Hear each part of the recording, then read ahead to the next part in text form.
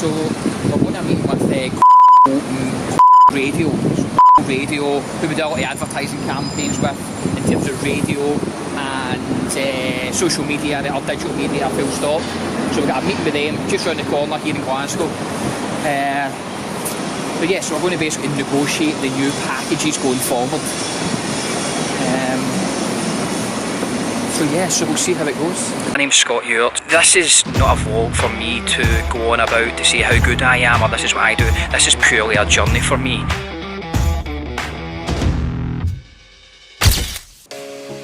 So we're not able to film it, unfortunately, but we'll get a little bit of context before it when we get up to the office and after it as well. So.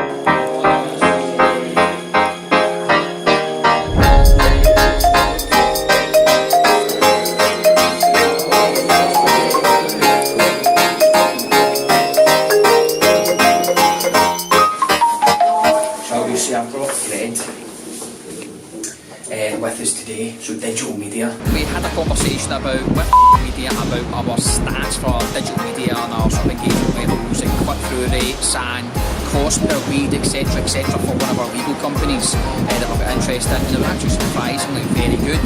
So the decision now for us to decide on is, do we continue that relationship? Do we take the budget away from our call centre, our more traditional ways of marketing, the ways that are much more much more familiar with, and transfer them to digital, which is an area that, although we're exploring more, we're not so familiar with. So that's the decision to be made there. But so far the rates were actually very good. So yeah, big decisions to be made. See, the thing is there, right, it's typical with lots of companies is that where do you put your budget? So even though we're committed to doing something digitally, it's about, do we put it with media? Do we put it with any other firm? And what can someone else do for us that might be better, that might be more creative, that they might be able to offer us something differently?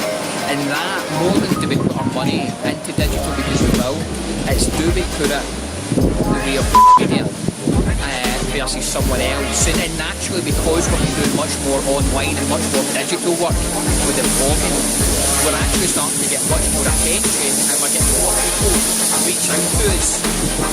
So we've got other options available to us now that we never had before because we're doing more video work, and it's about, and we've had conversations with them. They're not detailed conversations, but where do we put things now? Where do we put our money now? We've got a budget allocated. What company do we give it to sort of trust them to look after and generate as much engagement and build awareness and get attention? Yeah, there's some big decisions to be made. It's true actually, because some of the levels of engagement are really, really great, and the leads actually, just the actual hard leads that we get from it, you know, because sometimes engagement and brand awareness, it's well, not engagement so much, but brand awareness is hard to quantify sometimes. You know, how much money does it bring if 10,000 people see our ad on Facebook, you know, but they don't necessarily right now do anything, but they now remember it, versus when you get, you know, 40, 50, 100 leads through, you can actually capture the cost per lead. And we have generated a lot of brand awareness, but we need to now make sure we're getting a lot of leads as a result of it. So that's digital media, that's social media, that's the thing with it. You know, that's why you need to put, when you give it to somebody, when you give your budget to somebody, you need to make sure that they're good. I mean, I like it when people make money from the projects that we do. People need to make money so that it's worth their time and their hassle. But in the same element, we have to be commercially minded. We have to be strategic when it comes to our negotiations, because, you know, it's either you give your money away to someone else or you have it, and so you have to be firm with it. But in the same respect, you don't want to screw someone. Well, any reasonable business person that is offering a product or service, they have a value that they believe in, and so therefore they would, I mean, I have walked away from business because it's just not worth my time. We're always willing to try and help businesses out, but if they're just really trying to find the lowest price, then I'll walk away. Good people cost good money, you know. Yeah. But in the same respect, that doesn't mean that it's carte blanche to go and charge whatever you want. So the negotiation is about finding something that is fitting for both parties. That is really what real negotiation is about. It's not about me taking 80% of the margin and them taking 20. It's more about me getting something that's maybe a 50-50 split, which is reasonable for both sides, that we're both doing well from it. They're making money, I get what I want, I get quality that I want. So what we've decided to do is go a bit best of both worlds. We're going to now go into the retail units. Unfortunately, retail for a long time now has been dying away. So it means that retail premises are becoming very much available on reasonably good rates, and there is a lot of them. You really can get your pick.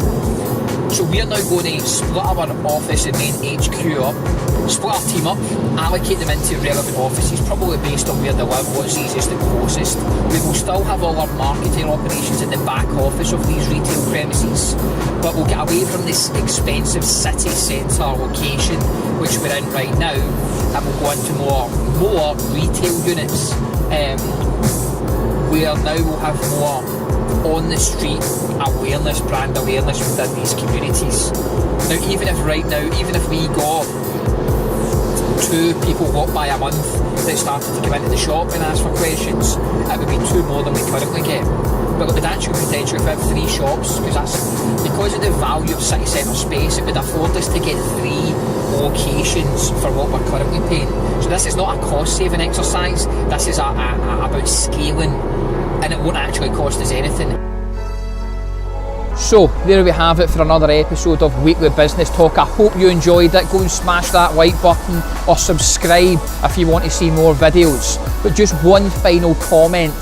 Often in business, particularly when we're starting in business, we will do a business plan, we will prepare, we will plan things out, we will try and get everything right, and although those things are absolutely necessary, there comes a point where action has to be taken. And I want to impress upon you all that taking massive action is the absolute key, the fundamental key to success.